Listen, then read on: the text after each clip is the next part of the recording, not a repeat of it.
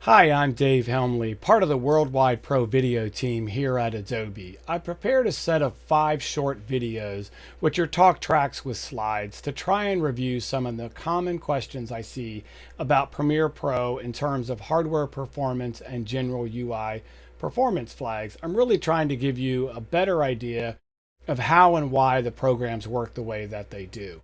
It gets pretty detailed at times, and you might need to pause the screen to read all of the info.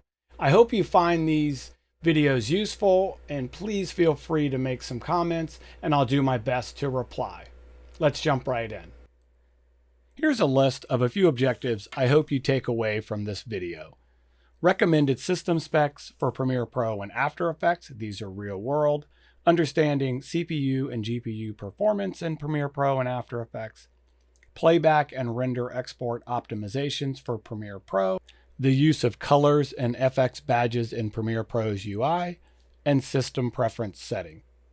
I have this broken down into 6 key areas for review: system specs and workflow personas, hardware testing and monitoring performance, Premiere Pro playback and render performance, Premiere Pro performance and application preferences, After Effects performance basics, and additional resources. System specifications. Understanding minimum versus recommended and why. On adobe.com, you can actually find our system specifications listed, and you can see by the big red X in the center of the screen, I never recommend minimum specifications for any of our applications. That's typically what it takes to get the application up and running, and maybe some very, very basic work. And in this particular screen you're looking at, this is for Premiere Pro, it's really important to look at the recommended specifications to give a decent editing experience. The most important thing on this screen is to understand the OS versions that we support. It's also important to understand that these OS versions change yearly. So the general rule for supporting and testing is we only support the last major 2 versions. A lot of what needs to be understood is that GPU drivers get updated all the time.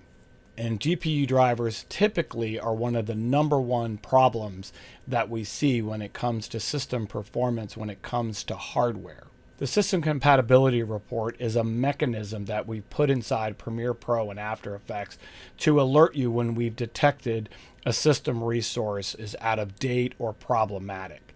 Video drivers are probably the most common. You will see audio drivers every now and then. We have actually seen over the years OS updates that have introduced an updated video driver, especially on Windows, actually cause havoc on the system. So this is one of the first places to go. We try to keep this report up to date to catch that. And you can see that there's even an export button in the lower left-hand corner that you can press all of your system specifications and take a closer look at it. This is a really good report to take a look at. It's under the help screen in Premiere Pro and AfterEffects. When it comes to recommending a system, we've broken these down into 4 definitions or 4 basic personas. One for simple edit or news, creative edit, promo and graphics, and long form.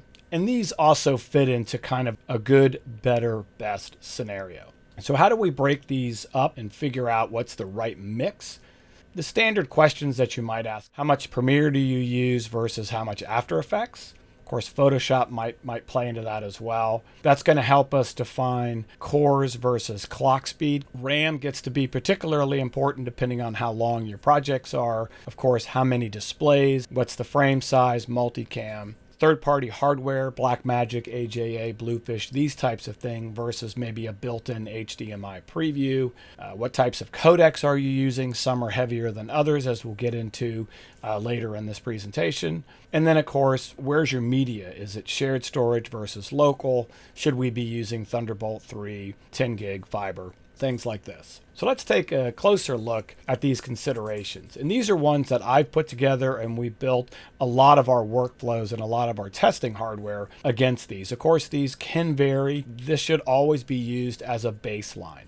News and simple edit, 8-core machine, fairly common. 4 gigs of GPU RAM we recommend. I always recommend 32 gigs of RAM for any starter system. NVMe SSD M.2 storage, very common these days. So make sure that when you're recommending new systems, of course, you're pointing them to that. I always recommend a terabyte on the minimum just for applications, and if you can have a secondary NVMe, always a great idea for cache and small projects. And News and Simple Edit is primarily a system that's just using Premiere Pro, maybe a little Photoshop, versus a Creative Edit where you see we bumped that up to 16 core and 8 gigs of VRAM, 64 gigs of system RAM. This is a system that's going to be using a pretty good mix of Premiere Pro and After Effects and Photoshop, maybe some Illustrator.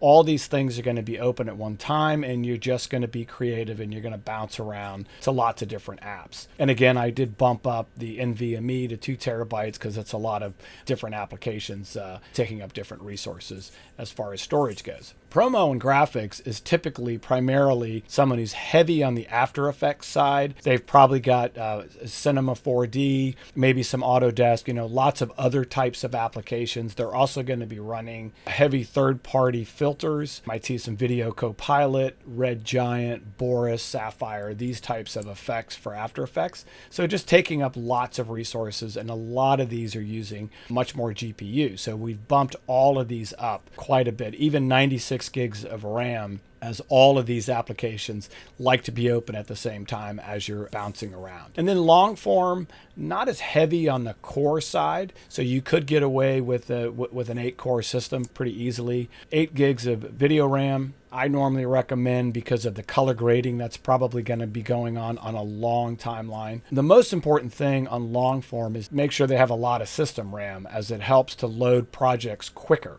Also, it gets to be pretty important to understand the different types of codecs that they'll be using. Again, for long form, I always recommend that you transcode to a single codec. It'll make everything a lot easier. And we'll get into some codec considerations a little bit later.